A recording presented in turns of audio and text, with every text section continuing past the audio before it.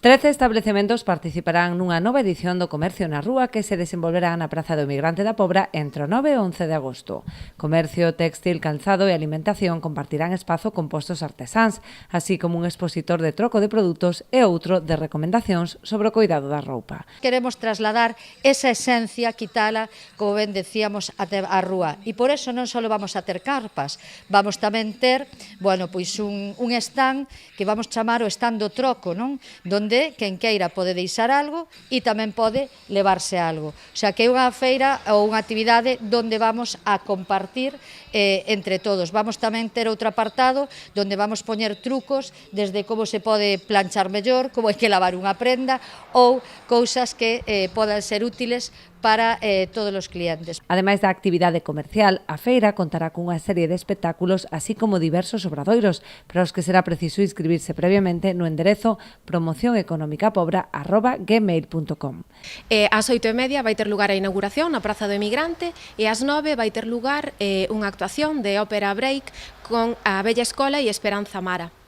Logo o sábado, ás 11 da mañá, vai haber un obradoiro de Tai Chi. E logo pola noitiña, de 9 a 10, vai haber un obradoiro de bailes latinos con Tania Dorca e despois de 10 a 11 vai haber un obradoiro de swing con Carlos Tomico. E logo domingo, ás 11 da mañá, imos ter un obradoiro de yoga e despois de 12 a 1 imos ter un obradoiro de baile tradicional coa Asociación Arrancadeira. Non se trata dunha feira de liquidación de stock, senón que ademais dos produtos con descontos, haberá tamén artigos de tempada, co fin de reproducir todo o que ofrece cada tenda na rúa. O obxectivo é dar a coñecer o pequeno comercio e favorecer así as vendas de proximidade. É unha boa iniciativa incluso para que a xente nova vexa os nosos comercios e o produto que temos, xa que non se molesta un pouquiño ás veces en ir a visitar o pequeno comercio, non? É máis interactivo de comprar por internet, sentarse no sofá e non salir a conocer.